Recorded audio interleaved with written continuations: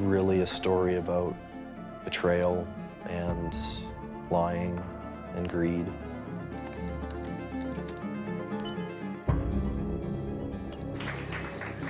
We're here to talk about Bitcoin. So, Gerald, starting with you. So I created QuadrigaCX in 2013, and we basically are now the largest exchange in Canada for buying and selling Bitcoin. Congratulations. Before Gerald Cotten died in India at age 30, nobody could get their money off the exchange. It's amazing that the biggest question I have is whether or not a person died.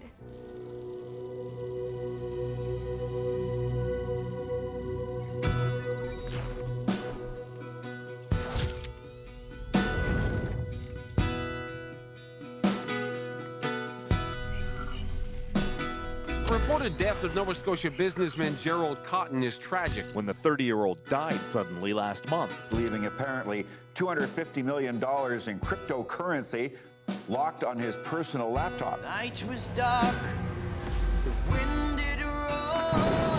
Sounds pretty bleak for investors trying to get their money. Cotten's widow, she doesn't know the passwords to her late husband's laptop. Creed and gold. Most of the money is locked away in cyberspace. Forever the loneliest road. This is a real mystery that's unfolding this morning. Right now, investors, they can do nothing. Something is tremendously fishy about this whole exchange of where exactly the CEO went. Conspiracy theories suggest Cotten faked his death. You'll find me gone, sick of dark, distant shore. Unless Cotten made arrangements. A dead man's switch would be something that Gerry would have had to have set up before he passed away. Investors are looking for answers. Where is this money? She's crying, greed and gold, greed and gold, forever the loneliest road.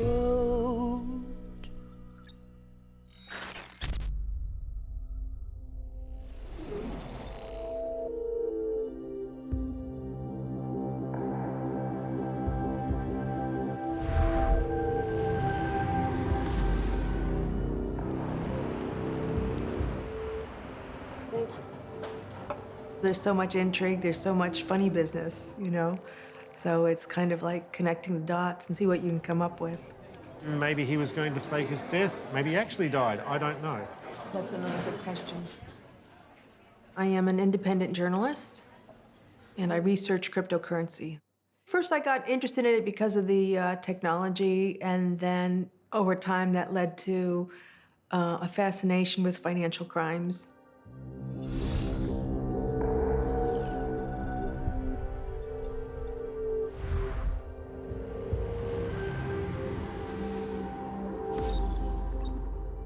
Joe! I'm a business reporter. I generally cover capital markets, but I've also kind of taken up this side hobby of writing about the sort of wacky world of cryptocurrency.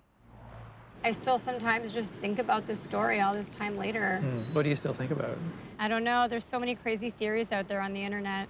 I found out about Quadriga very early on. It was 2013. I was an intern at the Canadian Press Newswire and came across the fact that Canada was getting its first ever Bitcoin ATM.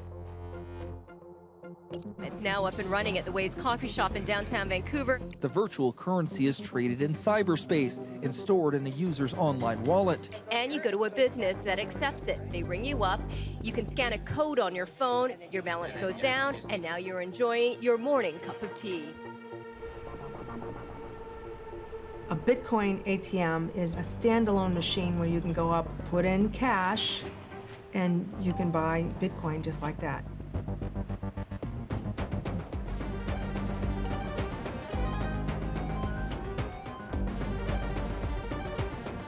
Once you go through a Bitcoin ATM, you've got your Bitcoin, and then you can begin trading it on an exchange like Quadriga.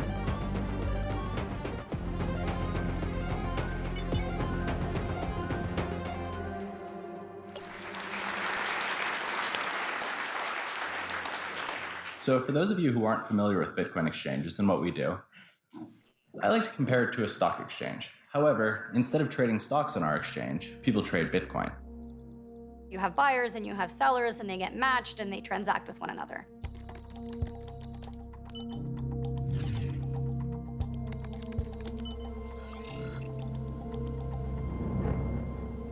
Hello, everybody. Our guest tonight is Patryn from Quadriga. Well, in mid-2013, the only exchange of note in Canada was Vertex. They had a monopoly, which many believed they were abusing. So the co-founder, Gerald, and I believed that we could do better, and Quadriga was born. Michael Patryn was about 5 years older than Gerald, so he, I think he was like a big brother to them.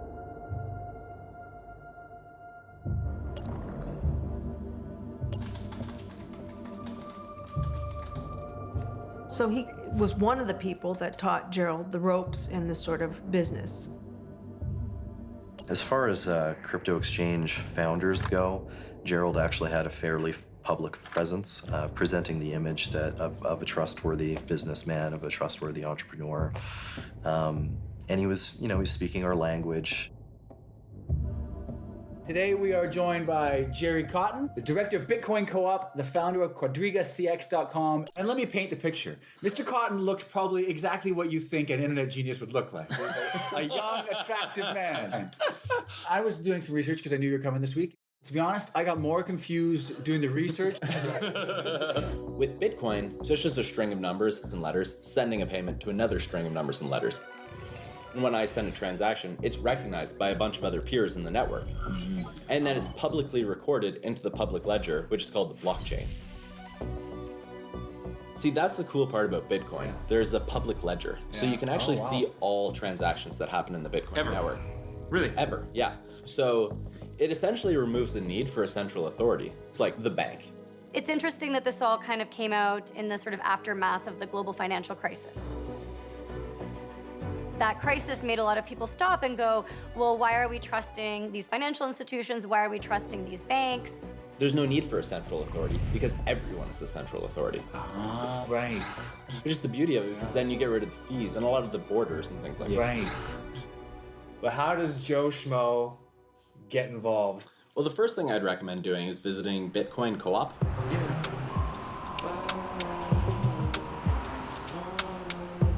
You can find a ton of information there, basically discussions about Bitcoin, what's going on in the industry, and so forth. This is Decentral. The door's magnet locked. Don't just hear me out. I can help you out. Without a doubt, no bank, no fees, no dog, no fleas. Always on fleek, cause with decentralized C-double-OP. We first got the place as a hangout for the crypto community. Bitcoin Co-op. That's, and we did all the outreach stuff. Ooh, our Hall of Shame. Failed monies. This is I don't want to say central hub. That sounds oxymoronic or something. Quadriga, those guys, they came to the co-op offering basically to fund our outreach events. Like we got a table at Car Free Day, we gave away free coins to people. They got a lot of publicity through their associations with us. Every Monday night, we actually have our Bitcoin Co-op meeting. So we've had times when 50 people show up. Oh, yeah. And everyone's just interested in Bitcoin. I'd get to the meetups early, and Mike would be there. He'd walk me through trading concepts, and he just did this, and the same way I get excited about Bitcoin, he got excited about trading. He had money, and he was a confirmed good trader. You can look at him posting his public positions early on and making some really good calls. He was really nice. But so was Gerry. Gerry was really nice too. Always smiling, always happy. Hold that up to there. He helped my kids buy Bitcoin from an ATM, so there's still a video on YouTube of that. Okay, now click send Bitcoins. Yeah, he was a pilot for fun. And he was really just super friendly.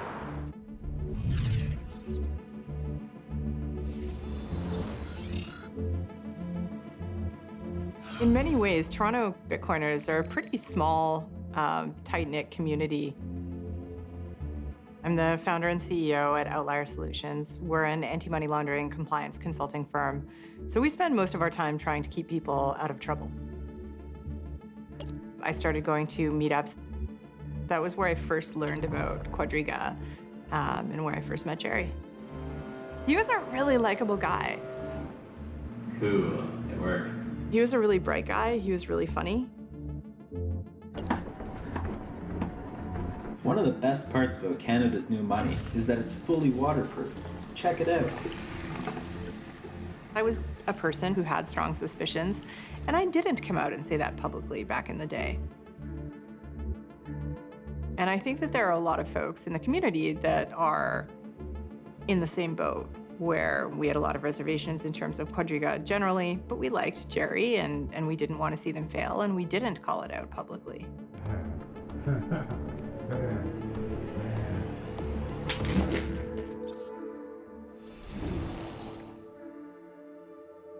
In 2015, the two other major exchanges in Canada went out of business, and that made QuadrigaCX the main game in town. You know, they were the big exchange at the time. What happened to the former largest Bitcoin exchange? They just cited a variety of reasons, banking troubles, legal. We'll probably find out a lot more about them in the coming days, but as a result of them shutting down, it's been great for me. Yes. It's been a very, very busy time and a very exciting time for us. Our volume has more than doubled since the announced closure of Vertex. Wow. We think you should buy a really big boat, too. Gerry wants a helicopter, so I think he'll get that before we get a boat. We have announced that QuadrigaCX will be going public.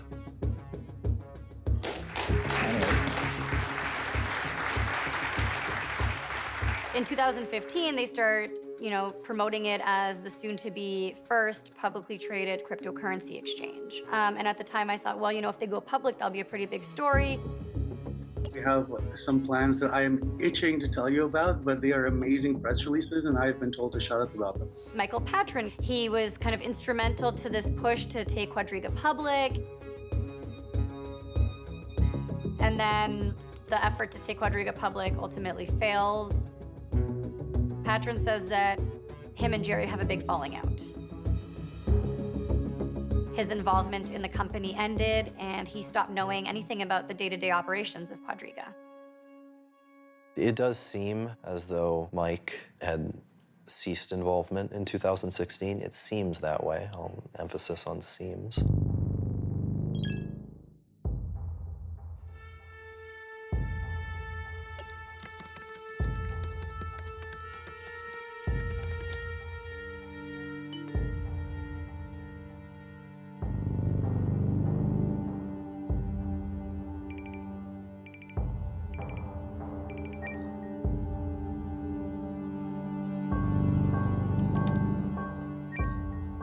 After that time, Cotten operated QuadrigaCX as a one-man band.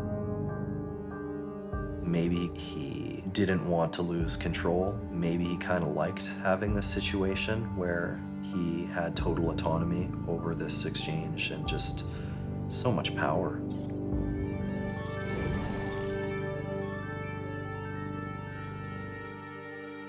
People got into Bitcoin because they liked the idea of getting rich for free. Magical internet money. I'm a cryptocurrency journalist and the author of the book Attack of the 50-Foot Blockchain. This came out July 2017, just as the big cryptocurrency bubble was on its upswing. I started putting a few $1,000s in Bitcoin, and then a few months later, it went from $1,000 to $2,000, and I was like, wow, I made 100% of my return. So Bitcoin, the software is just open source software. Anyone can copy it and twiddle it a bit and they've got a new coin.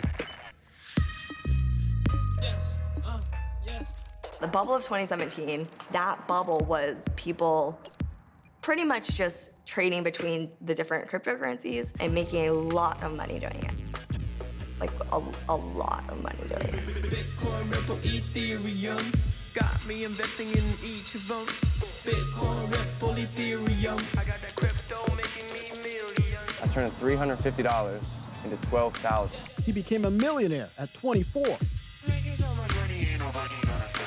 You absolutely can make a lot of money. The dizzying ascent continued today.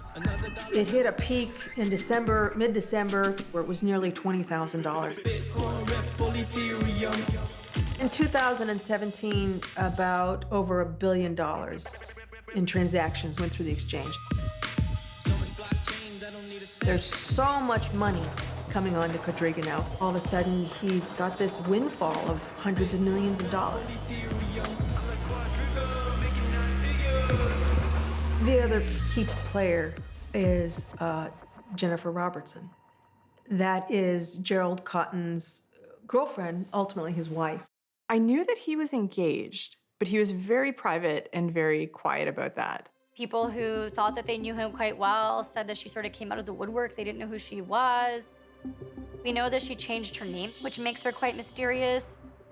She was Jennifer Griffith, and now she's Jennifer Robertson.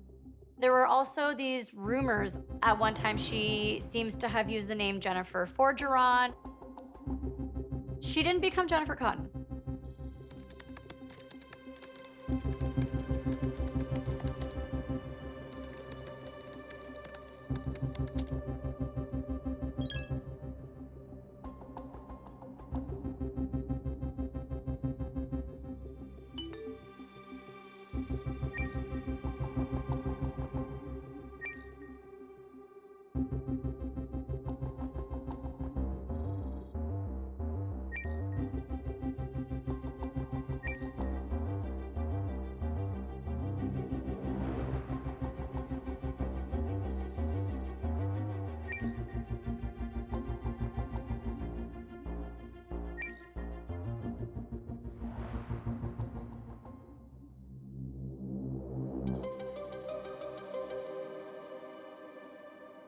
We know very little about Gerald's wife. Very, very little.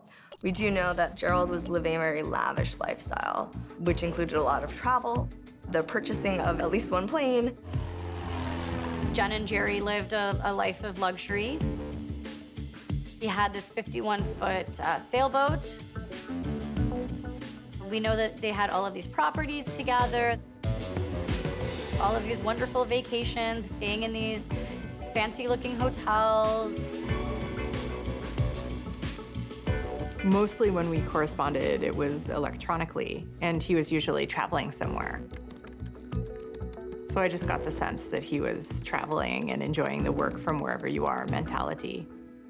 But definitely that there were also problems there. It's late 2017, early 2018. And the price of Bitcoin now is falling. The cryptocurrency has gone from hitting a new record price yesterday to nosediving today. You know, there's a lot of trades on the exchange. The platform can't keep up with the business.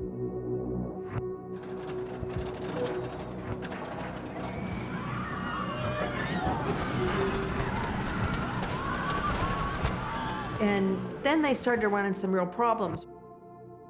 There is this theory that the company's financial troubles started with this Ethereum incident. In 2017, the company came out and said there was some sort of technical glitch that caused them to lose a bunch of Ether.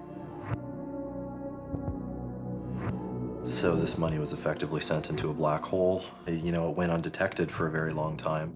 I was part of a Skype group that when the Quadriga team discovered, they accidentally locked out $14 million on the Ether blockchain. That Skype group is sort of where they posted to try to figure out what was going on. And so this Ether just sits in this contract to this day. No one can access it. This is just like a contract bug. Yeah, it was just the contract was not, it was not a smart contract. There's no way that you could recover for this unless you expected the price of ETH to go up 4x in 2 months, which nobody did. So they lose $14 million. The bigger problem is that CIBC, which is a big bank in Canada, they essentially freeze about $25 million. It's not uncommon in the crypto world for crypto companies to have issues getting banking. The banks are concerned about money laundering. They don't necessarily understand blockchain. They don't know how to trace transactions. We've all heard of the issues where banks are closing down bank accounts for different Bitcoin exchanges. It's a huge mess. So Quadriga can't get any type of banking. If you would send money to Quadriga, you would send it to one of their third-party payment processors. So what a third-party payment processor is, essentially, it's like a shell company.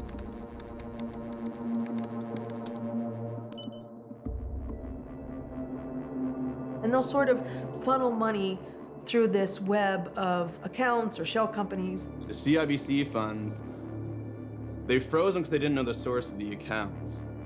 It was really annoying for customers and be like, hey, give Quadriga back their money, jerk. I'm trying to withdraw my money, stupid bank. I did see the complaints escalating. Because businesses in the cryptocurrency world have trouble maintaining a bank account, the idea that, okay, so your transaction might be delayed, your withdrawal might be delayed, is not that unusual.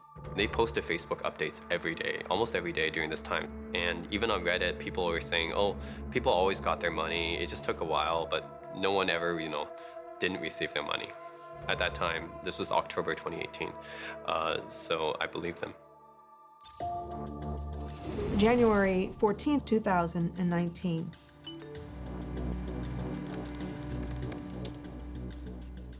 I remember that morning quite clearly.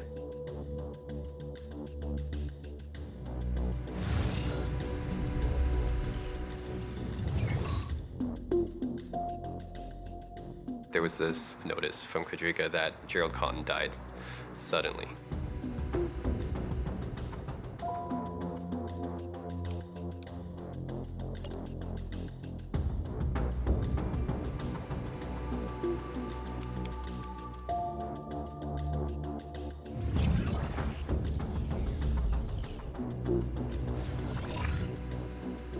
I was really shocked. I was really sad. I really liked him. I'd seen the headlines. Reddit was going crazy. There were questions all over, and we didn't really know anything at that point. We knew that he had been in India. They had apparently gone to India to celebrate their honeymoon, right? And to open this orphanage. After talking to people, we discovered that he had had digestive issues, and specifically Crohn's, for some time. It's kind of rare these days for people to die of Crohn's. He has this horrible episode that starts with what just looks like traveler's diarrhea and then ends in 3 cardiac arrests and his death. And apparently the only person by his side continuously until Gerry died was Jennifer. Rather than letting people know right away that Gerald Cotten had died, she withheld that information. They've been operating for a full month after he died. Yeah, it doesn't make a lot of sense, right? Like, how do you square that? It sort of brings up the question, what role did Jennifer Robertson play in all this, I mean, there's just question after question after question. Jennifer Robertson then became, at that point, the largest shareholder in Quadriga.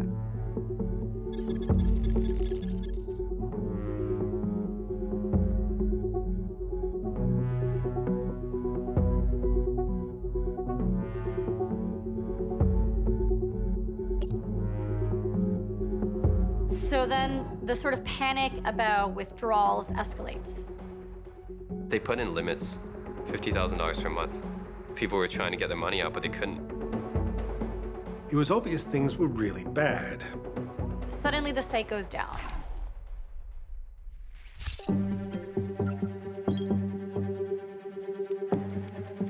My stomach turned. I knew what it meant. No one ever sees that in an exchange site and doesn't think, is all my money gone? That was quite a big red flag. I haven't stopped seeing red for a month now. And then I believe it was a day or two after that, there's a notice on the website that says, Quadriga has filed for creditor protection. My co-writer, Joe Castaldo, got the filing from the courthouse. And he says, oh my God, there's $180 million of crypto that seems to be missing. And there's $250 million total that is owed to people, and they can't get any of it. And at that point, we knew we had a pretty big story on our hands.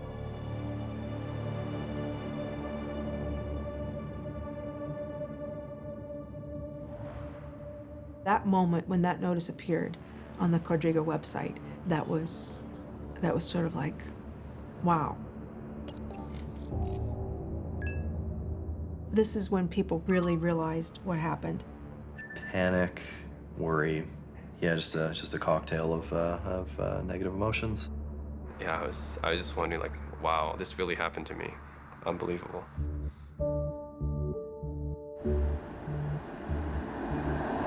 We were pulling 18-hour days. I would go to sleep thinking about Quadriga, and I would wake up thinking about Quadriga. First, we started with the actual contents of the filing, the CCAA filing, because there was a lot of information in there. You know, all the affidavits were in there of, you know, Jen talking about how the business was being run. She said that she was not at all involved in the company operations, but we do know that Jennifer had a Quadriga email address. We know that Jennifer ran a company called Robertson Nova that was processing payments on behalf of Quadriga. I remember reading the court filings. Like, it was clear that Quadriga was barely a real company. It was just Gerry with his computer. He was the sole director.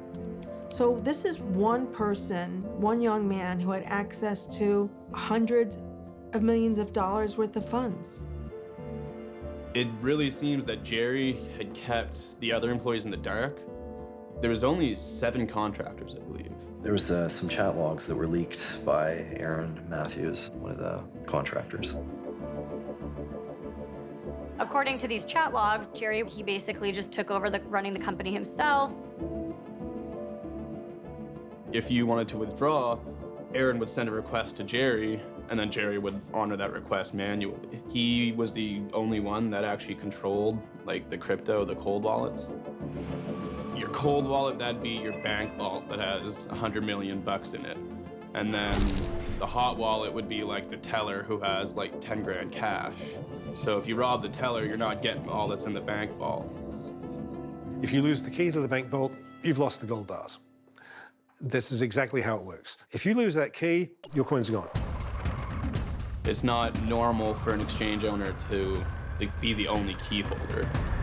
I was very surprised to read about the keys. So the idea that no one else had access to or any backups in any meaningful way. He was so diligent and he was so paranoid in so many ways that there would have been something somewhere. He paid lip service to having cold wallets spread in different safety deposit boxes. We're obviously holding a bunch of Bitcoin. Yeah. So what we do is we actually store them offline in paper wallets, in our bank vault, in a safety deposit box, because that's the best way to keep the coins secure. And Gerald makes reference to a safe that he had bolted to the rafters of his attic. When the safe was investigated, all that was found were four holes. So where's the safe? How the hell can you be in this space and be controlling so much money and not have any sort of backup plan? Was there a contingency plan that failed? Was there perhaps some plan, such as a dead man switch, for example? Dead man switch is a mechanism a coder could set up. Say if Gerry didn't put a password in for 30 days, then, you know, his private keys would be sent to someone who can take care of it. And if there was no plan, why was there no plan? Was it hubris? Was it Gerry thinking that he was invincible, that nothing could happen to him? Was it because Gerry didn't feel that he could trust anyone?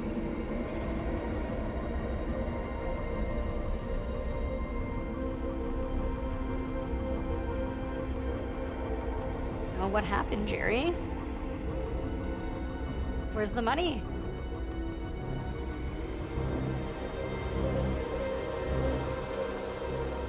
I certainly have a lot of empathy for people who lost money in Quadriga.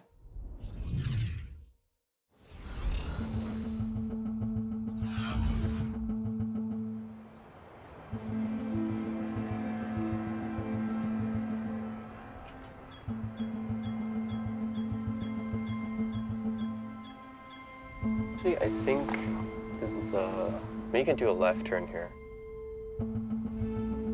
It was just the shock of, how can my timing be this bad? If I had sold my house any time else, this wouldn't have happened to me. Yeah, I pretty much ended up losing my life savings because of it. I lost about 400,000 US dollars in QuadrigaCX, right? So I posted this video. It was a very candid video because I was very frustrated. As humans often do, we get greedy and we get selfish, and I was jealous of my friends for making so much money. So I kind of took a big risk. I actually took out 3 loans from the bank, and I put it all in crypto, which, as you know, crypto crashed. And I put myself into an even deeper hole. And the only way for me to dig myself out of that hole is to sell my apartment. So that's what I did. Yeah, my apartment's pretty much right at the end of the street.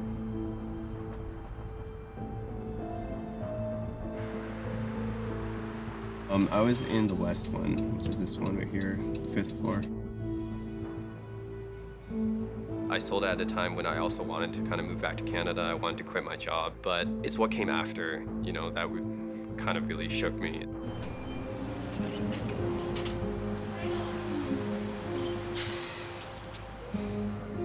I was looking for an alternate way to move my money from US to Canada, and why didn't I go through the bank? Well, the bank usually charges a 1 to 2% commission, but QuadrigaCX had a 10% premium at the time. Be sure to visit QuadrigaCX.com, Canada's best Bitcoin exchange. This is what I thought cryptocurrency was invented to do, is to easily move money between different places, right? Global withdrawal options, including direct payments to any Visa card worldwide. Quadriga definitely knew how to pull people in. You'll never have trouble moving funds into and out of your QuadrigaCX account, Canada's best Bitcoin exchange.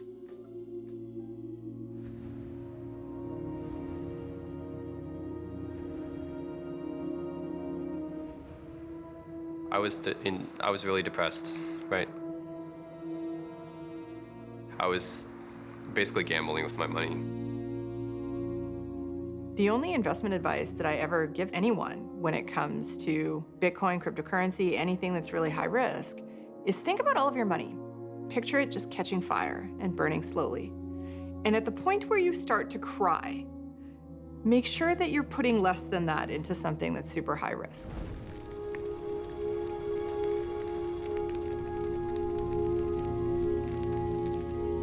Most important thing, all viewers, anyone watching this has to know, is not your keys, not your coins.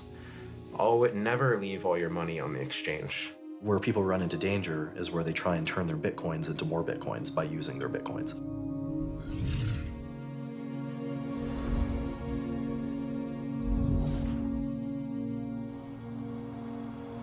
Having a background in computer science, I was able to appreciate crypto. I was fortunate enough to discover it very early on. I had stored much of my wealth in Bitcoin. I wanted to take the fortune I had generated, diversify it, and move on to other things. Because Quadriga was the biggest exchange in Canada, and because the amount that I was dealing with had grown quite large, the only logical place to pull it out of the ecosystem was through Quadriga. More than 100,000 people found their money appeared to have vanished, and experts are skeptical people will ever see a fraction of what they're owed. It's difficult to let it go, and maybe even it shouldn't be let go until we do have clear answers regarding whether or not there's money still out there. I tried to rally people on Reddit. You know, it wasn't long after that we had a Telegram group with, you know, new people joining by the minute. So we all kind of flocked to the Telegram group. At the beginning, we were just thinking about, let's get ourselves some lawyers, try to get some of our money back, and try to understand what's going on.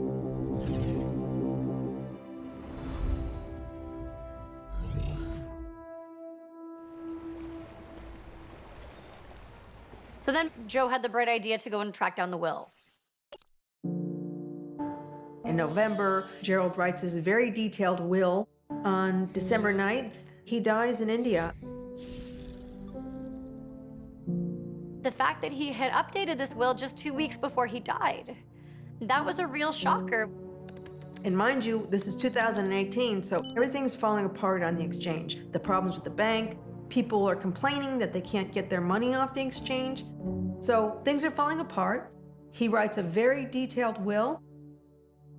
It's almost like he knew that something was going to happen to him. The will was fascinating because we discovered all of these assets. 17 properties, a yacht, a plane, a Lexus, a Mini Cooper. Jennifer Robertson is the executor. When he dies, mysteriously, she gets all the assets, right? And to us, one of our favorites was that he had these 2 chihuahuas named Nitro and Gully.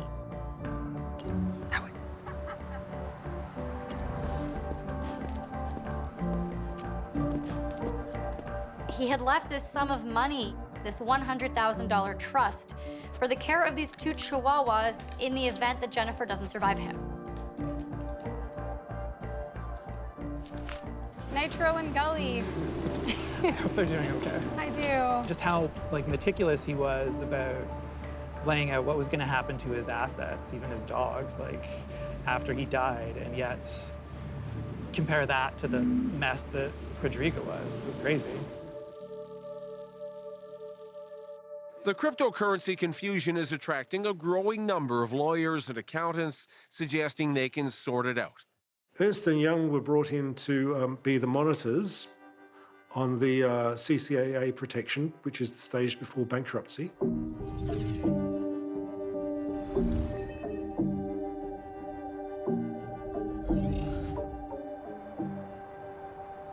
Ernst & Young, the court-appointed monitor, says it has secured a total of 11 electronic devices used by Gerald Cotten and is working to gain access to the assets that are still off limits. Plans are also underway for a forensic review, an effort by crypto experts to figure out how to find all those missing investments.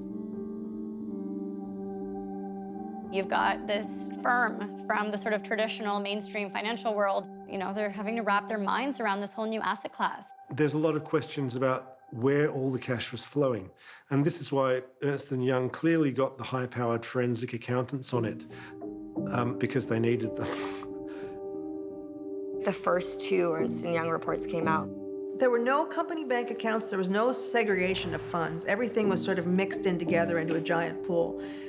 As the accountants go through everything, they had a heck of a time. There seems to have been no accounting system. Maybe there is in this, encrypted laptop that nobody can get access to. How did you get in a position where you're managing $200 million and you literally don't have a single balance sheet at all? What? What? With Bitcoin, it's all in the public sphere. Anyone can check it, anyone can verify it. If I say I own something, Alex can prove it, Anthony can prove it, anyone can prove it just by looking on the internet. Their claim was not that the money was gone, right? Their claim was that the private keys that protected the piles of money were gone, which meant that there should still be piles of money somewhere on the blockchain. I literally just wanted to answer the question of how much money is in the Ether wallets, what are the addresses, and that's how it started. That's how it started.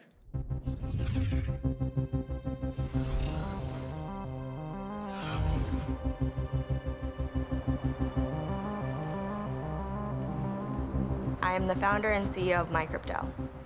MyCrypto is a non-custodial wallet for cryptocurrency. Non-custodial means that we don't hold your funds. We basically allow people to interact with the blockchain, access their funds, send their funds around, but we don't actually hold them. So my investigation, once again, did not start as let me investigate Quadriga. Basically, my plan was spend a couple hours, find the addresses, I'll post them on Reddit, and move on with my life. There are just so many transactions like 700,000 transactions. And so one trick that I use is that it'll just automatically color the addresses. The red address is the one that we're analyzing. The blue is Quadriga's 2016 address, and then it'll change to green and then purple. And then you can just scroll through them and you'll start to notice patterns appear. When I found like the first address, I was like, if I dump the whole spreadsheet, right, the whole ledger, if I grab all the data and then I sort it by like the highest to the lowest, I should be able to see where the money goes. Basically, like 3 weeks later, I still didn't know where the money went. And then I did things like combining all the addresses and then sorting by the amount. And I did things like separating the outgoing transactions from the incoming ones. But at the end of the day, there's no piles of money, period. So you can find the private keys all you want. There's still no piles of money. So, you know, what the hell happened? What happened to that money? And if it isn't cryptocurrency, why is it proven so elusive to find? There is this paper trail, this digital ledger of every single transaction that anyone can access, but the identities are masked.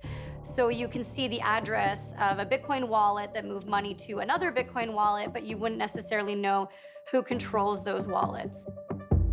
The court-appointed monitor in the CCAA process found 6 Bitcoin wallets that were all emptied out by April 2018. UI did an investigation and said, no, there's nothing more in the cold wallets. Where is it then? Everything's solvable. The answers are out there. You start looking at the things and where the money moved. And the biggest money movements that we saw, what's expected, which is big chunks of money moving between sort of these 3 storage accounts that Quadriga used between like 2016 and 2018. But then you see like some other addresses pop up.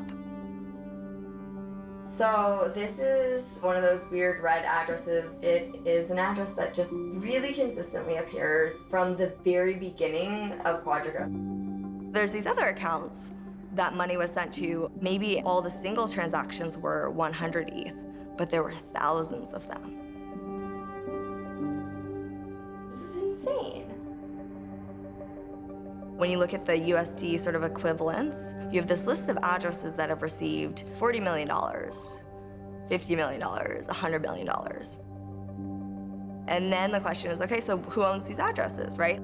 Who the hell is Quadriga sending $100 million to? So if we go to this specific address, it's Poloniak's. So this is a Poloniak's address. Someone sent money to their Quadriga deposit address, and their money was then sent to a Poloniak's deposit address immediately without touching Quadriga's hot wallet. Like, that's weird. That's not normal. I don't know, that's pretty crazy. Right? Why would an exchange take money that customers have deposited and send it to another exchange? The absolute most legitimate reason that I could possibly think of was like that they were doing something with their own profits. You know, it's not necessarily responsible, but it's totally legal for a company to take their profits and invest them. Arbitrage is actually one thing that I've done quite a bit of. But what is arbitrage? Sorry, Arbitrage is basically a financial term where you buy something at a lower price, resell it at a higher price instantly. So you never actually have any chance of losing money. Price differences between exchanges were often quite significant. It's often a fraction of 1%, but if we're talking millions of dollars, then that could be a significant profit for the person who facilitates that trade. How many coins did you buy at a time like this? Oh, like hundreds or so. Really? It was very profitable in November. And are we hanging out with Mark Zuckerberg right now? Is that what's going on? There's this theory out there that he lost the money by trying to trade his way out of debt. The beginning of Gerry's snowball was Ethereum Classic loss and the banking loss. Started his snowball where he thinks, I'm only 30 million in the hole. I bet if this gamble pays off, I can recuperate. No one will ever know it happened.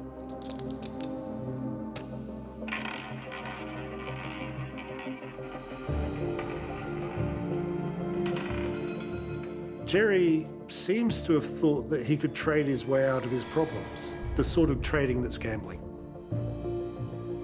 He was just really bad at it. He lost all the money, and it's like, why did you do this? It looks very like an overconfident idiot.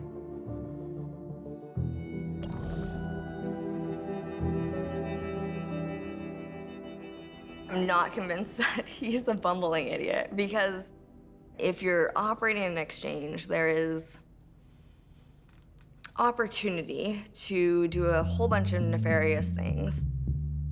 The strongest, I guess, theory I have is like some sort of money laundering.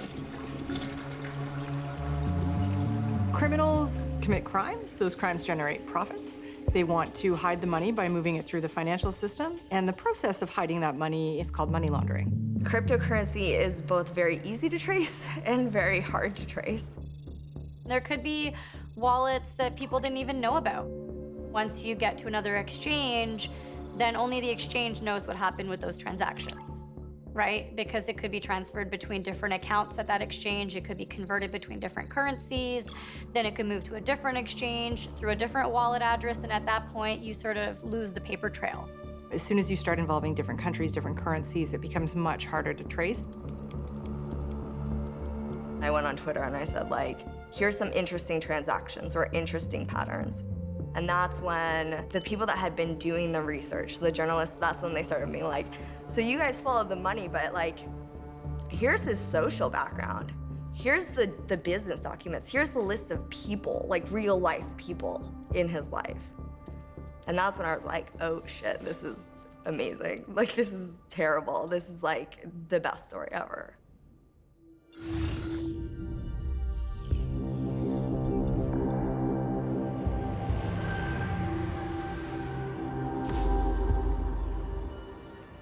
The internet was filled with all these rumors about Michael Patryn. Yeah, those rumors were very persistent. I don't know, I was very intrigued by it because I looked up Michael Patryn and I saw that he graduated from university or something. So I just emailed the school to find out, like, hey, did this guy actually graduate? And they said, we have no record of somebody with that name. I was like, okay, if that's not adding up, there must be something more going on here. I've been working with digital currencies since about 2003. Everything okay?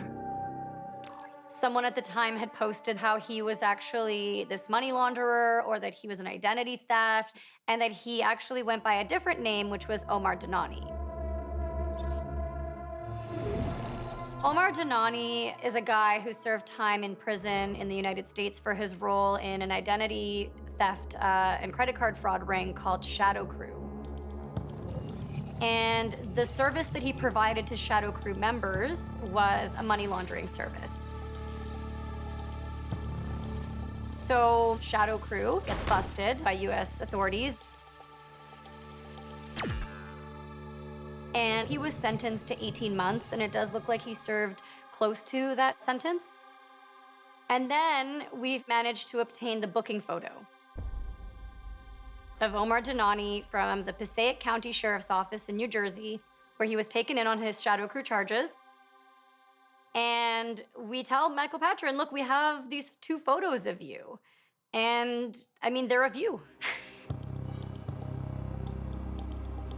Close to 15 years had passed between those 2 photos, but it's still very clearly the same person. He's got the same facial features. You can see there's some kind of like scar or pockmark or something kind of on his forehead. And so he asks us to send him the photos. So we oblige, we send him the photos. Yeah, he told us, while I obviously disagree with your conclusions, I have to wait for counsel prior to responding more thoroughly, which is unlikely to happen before your deadline. Bye-bye. Bloomberg went and found the actual name changes.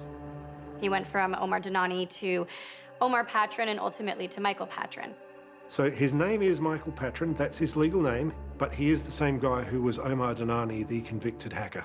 And we had even asked him, remember? We said, are you Omar Dhanani? And he just said no. A man of mystery, I guess.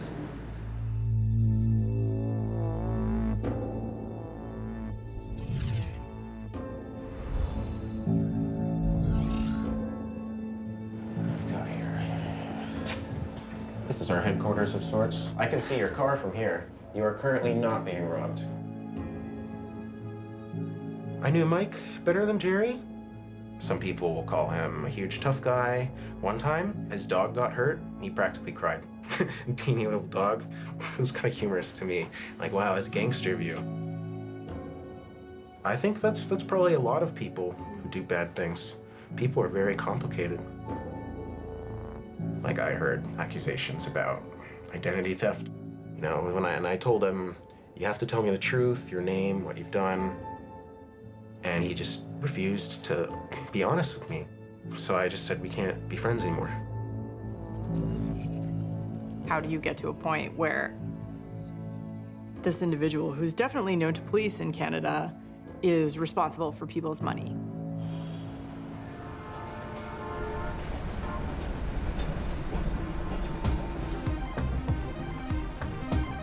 Why would Michael Patryn step out of the picture? And what was Michael Patryn doing between 2016, we left Quadriga, and 2019? We know a lot more about Gerald Cotten now and Michael Patryn. We found out that they met long before they launched Quadriga together. Michael Patryn, he met Gerald way back when. We think he met Gerald probably on the Talk Gold forums in around 2003. This was 10 years before Quadriga launched. Talk Gold forums, that was a forum for promoting Ponzi schemes. He was in high school, and that's where he met Mike Patryn. He's been doing this kind of scammy stuff since he was young. Do you remember S&S Investments when he was a teenager? Yeah, of course. His first Ponzi scheme that we found, like, he did lose investors' money then too and tried to return it all. Gerry Cotten, he was a Ponzi schemer since he was 15. And he's a guy who thought, I can get money out of people just for the asking. Yeah, actually, I heard a sort of an anecdote about how he was buying candy from like a confectionery and then reselling it to kids in his elementaries. You know, you could look at that and say, oh, he's an ambitious young entrepreneur. But I don't know if I'd go that far.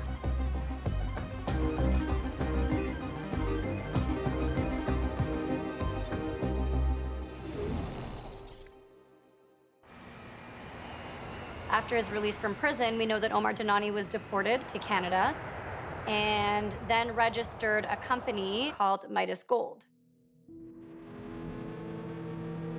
It's basically an exchanger for Liberty Reserve, this very large black market bank.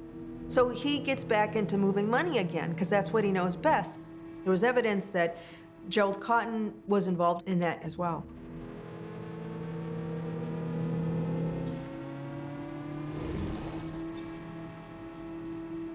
And then Liberty Reserve, of course, gets busted. So that's done with. So what next?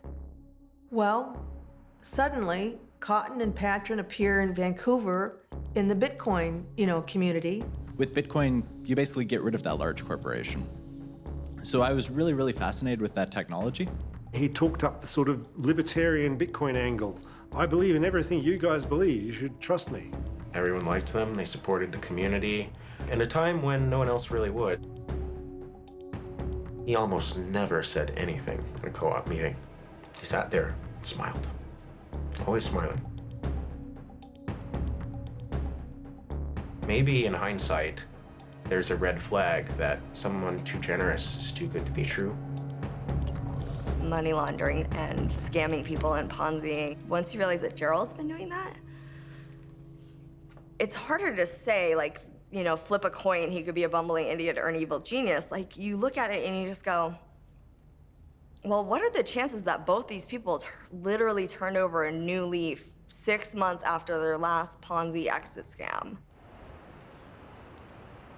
The fifth report, that was the really excoriating one. Yeah.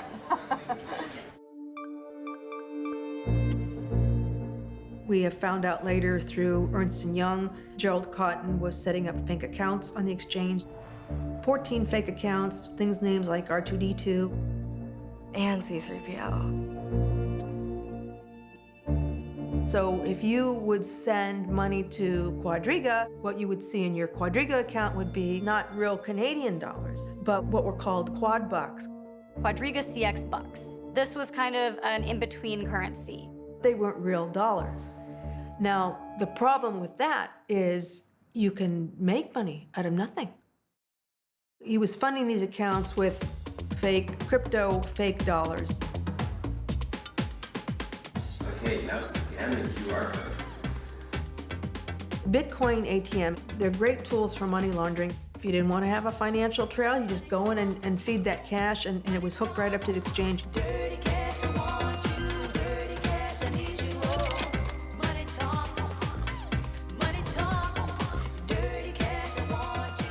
People could actually, if they withdrew money from the exchange, if they could go and pick up cash at certain locations,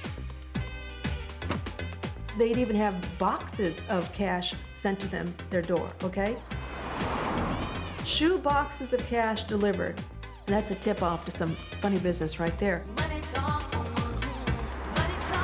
According to court documents that we have from Ernst & Young, Gerald Cotten would direct these third-party payment processors, or shell companies, to funnel money directly into his bank account and the accounts of Jennifer Robertson.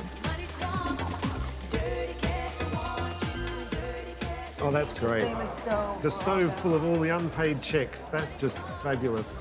Yeah.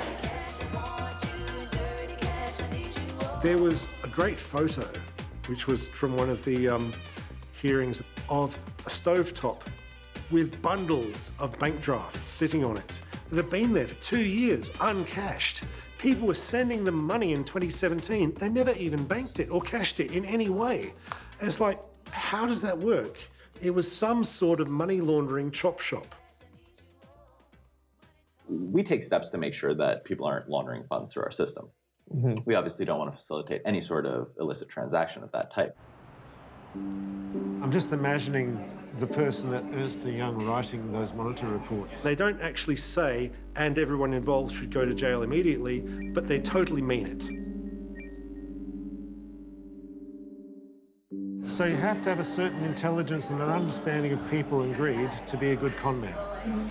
It's possible that he realized sometime in 2018 that he'd really screwed up his own con. At what point did he start to think, maybe I have to have an idea for how to step out of this? The scam was collapsing. He couldn't keep it going any longer. Then, whoops, he died. Quite soon after he died, someone came to me and said, dude, he's not dead. It was the time of his death that made people wonder, was there a possibility that he had faked his death? Was this an exit scam? If you were going to fake a death, India would be a great place to do that. You know, dying on his honeymoon while building an orphanage for children is just all like too perfect. It's so nice that it's a red flag for me. He's building an orphanage, okay, well, maybe he's a philanthropist. And then I kind of ran that by a couple people, and they said, no, we never really knew Gerry to have this sort of charitable side. Everything was falling apart in the exchange. It was at this point where make or break. And we have seen exit scams in the cryptocurrency world before.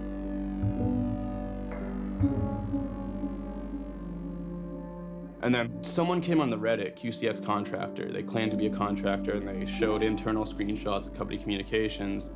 They're not confident he's dead. They were at the funeral and didn't see a body.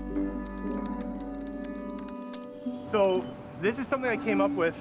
So this is a full theory. There's this stuff, it's known as Haitian zombie powder. So witch doctors in Haiti, what they do is they'll give you this drug, which makes you appear dead for up to a few days until you get the cure.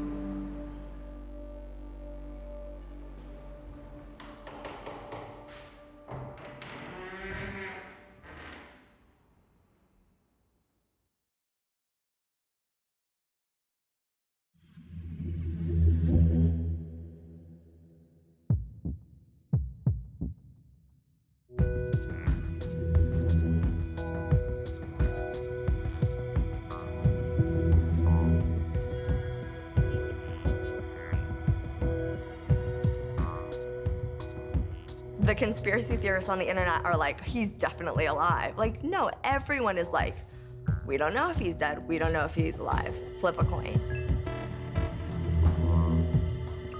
The rumors were quite rampant that perhaps he had faked his own death. People had dug up old news reports from other parts of India with fake death rings.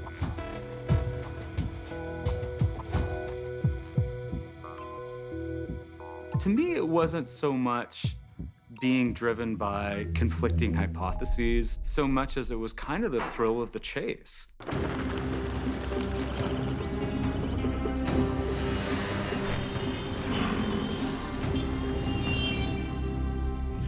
It was my assignment to go to Jaipur and try to piece together what happened in his final hours.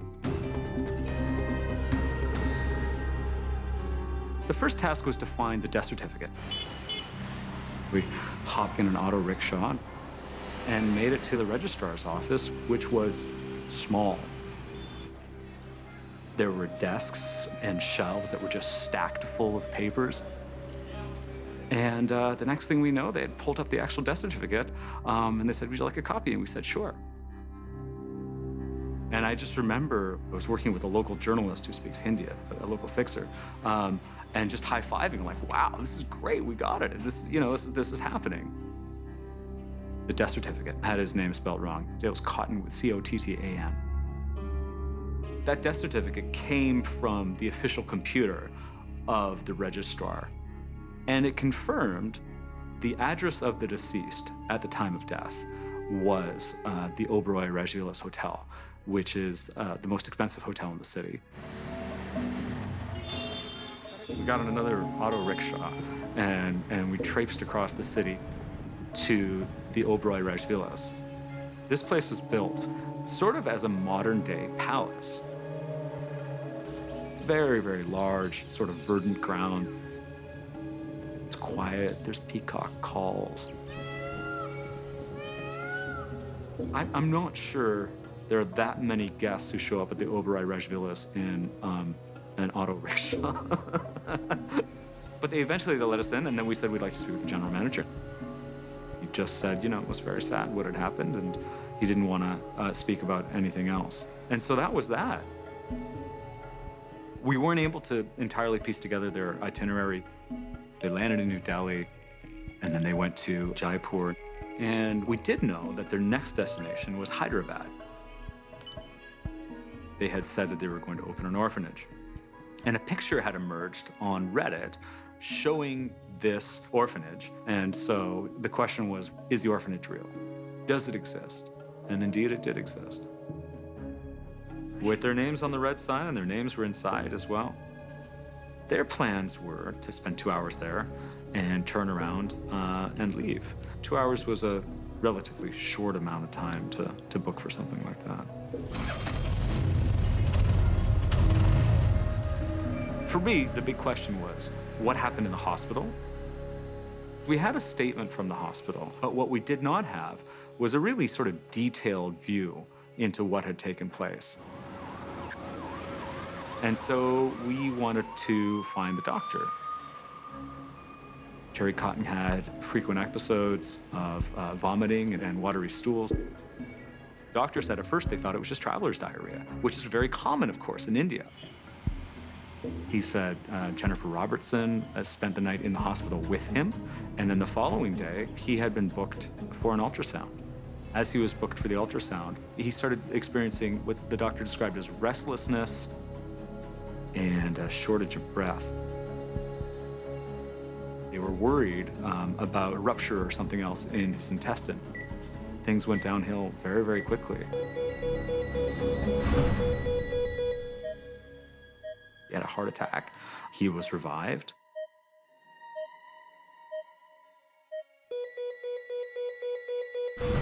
Then he had another heart attack, and they revived him. And then he had a third heart attack, and they couldn't revive him.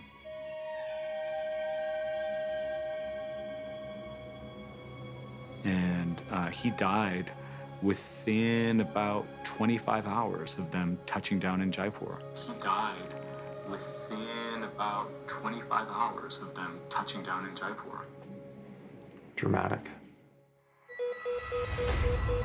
When it's coming out both ends, it's almost always an infection. What Crohn's disease is, it's when the immune system is inappropriately turned on and causing damage to the bowel. From the story that we heard, it sounded as if something catastrophic happened, like he had a perforation in his bowel and then an acquired infection. The doctor seemed quite troubled by the whole thing.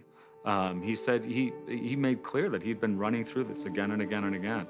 The doctor had come to the conclusion about what was the most likely cause of death. One of the things that happens with Crohn's disease is this possibility of a perforation, and that can lead very rapidly to sepsis. Now we're assuming that's what happened there. He may have just had a cardiac arrest. It is obviously very uncommon that someone at that age, without any other cardiac or respiratory problems, would have not survived that event. But if they weren't properly resuscitated, then certainly that something like that could have led to one's demise. I spoke with the police. He said, as far as I'm concerned, this was a natural death. There was no autopsy. Why was there no autopsy done? You do that in a case where there are suspicions about what might have happened. I actually even showed Dr. Sharma pictures of Gerald Cotten and said, is this the guy? And he said, yes. And everywhere I went, anyone that had a record of Gerald Cotten had photocopies of his passport as well. I certainly didn't meet anyone who thought that the death was faked. It was a tourist that had died, and at the time, nobody had really asked any questions. I suppose if you look at this stripped of all the questions that emerged later, you can look at this as just a horrifically sad 24, 48 hours for a newly married couple.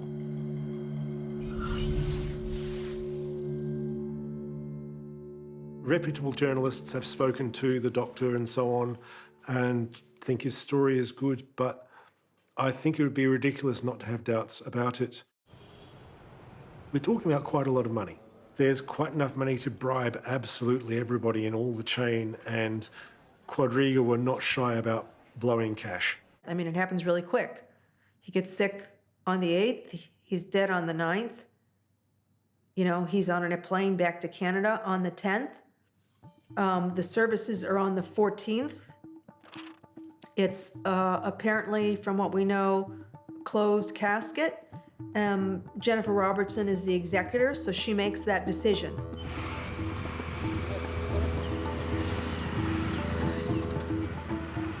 There were a few more questions. One was, what had happened with the body? Because it was a closed casket funeral, and so people were asking questions. Well, was there actually a body? What's happening? And so we also wanted to speak with the embalmer. So we walk into this office, and this woman, Dr. Simi Mehra, is sitting there. And we said, hey, we're here, you know, trying to understand a little bit about what happened to a Canadian man who died here. She's like, oh. She's like, yes, they brought the body here, and I refused to embalm it. And we were like, what? The embalmer thought that the circumstances were fishy because, as she recalled, a representative of a hotel had come, which she found very strange. Normally, the body would come by ambulance. Normally, the communication would come directly from the hospital. And when she asked what had happened, she was given only a sort of a very cursory description of what had happened.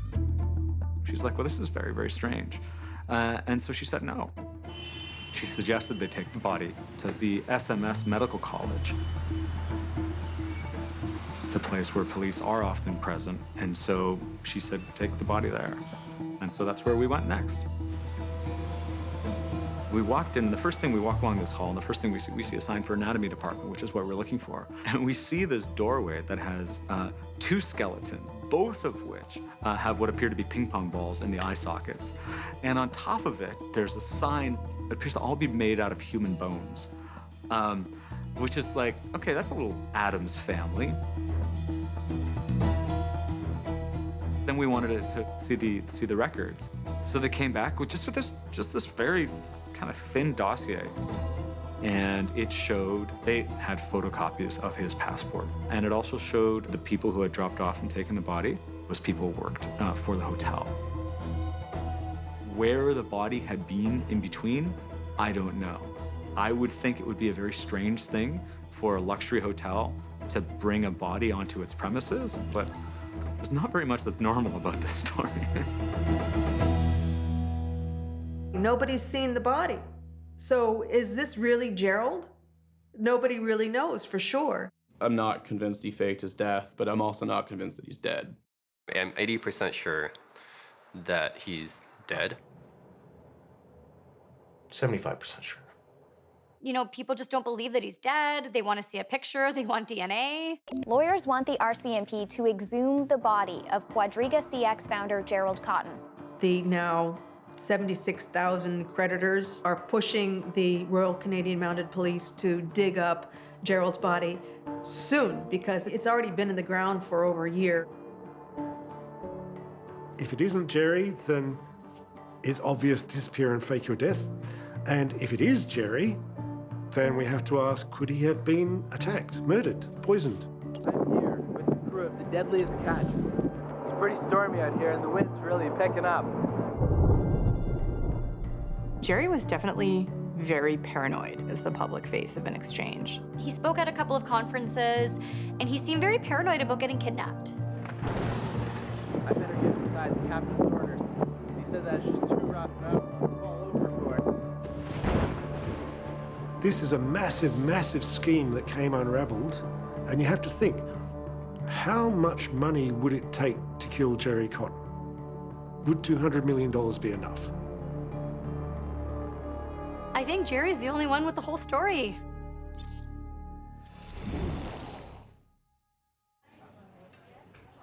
There's so many open questions, you know, it's just a beautiful example of the rampant fraud and scams in the industry.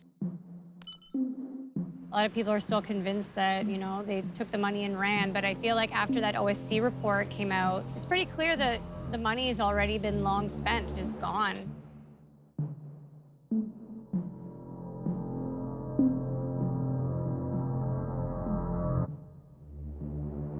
My theory is they kind of stumbled into a real business because it coincided with the Bitcoin boom and they had a functioning exchange on their hands. But in the end, Gerry treated it like one of his old scams. If you could interview any one person, who would it be? Probably Jen. What little they've recovered, plus all of Jennifer Robertson's Quadriga bought houses and so forth, will be sold and redistributed to the creditors, and they'll get cents on the dollar. To find out that your husband wasn't who you thought he was the whole time. I mean, she gave everything back, so I think the only thing she kept was her wedding ring. It's sad. We know that the whole thing was a fraud. Who else was involved? 2016, when Patryn steps out of the picture, did Patryn step out of the picture? Did they talk about the egg scam with Patryn? How much he's involved in it, we don't know.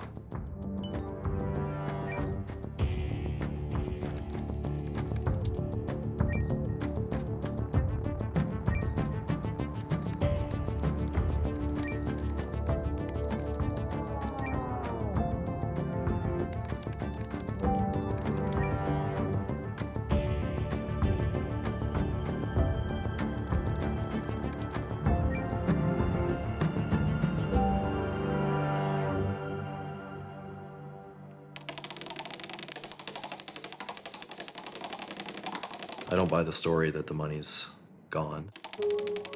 There's somewhere around $100 million that's just unaccounted for. It just, you know, sent in directions that are difficult to continue following. I think that someone still breathing has control over it. And so long as that person continues to breathe, there's a chance that they made mistakes.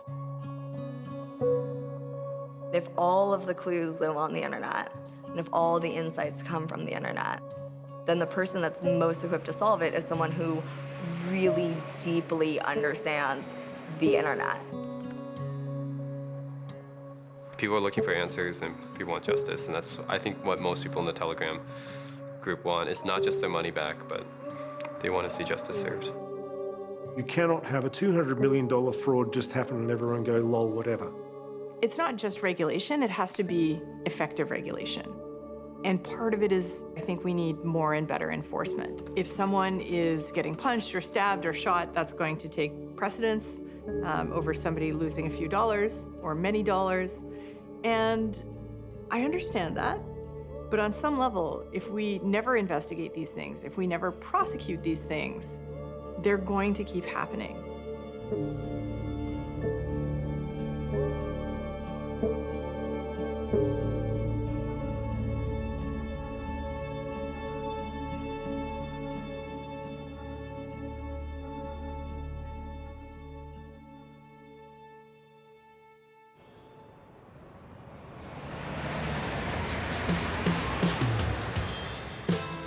Oh, I hope he's alive.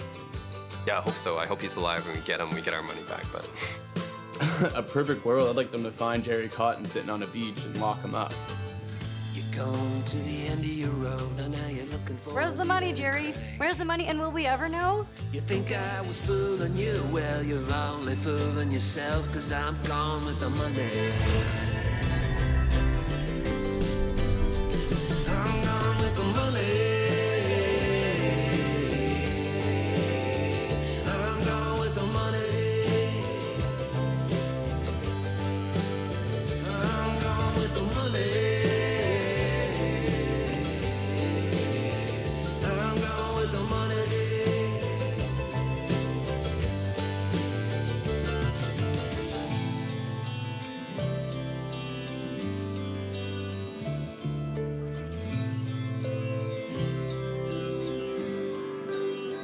You were looking for the gold. Now you're in the hole. I'm gone with the money.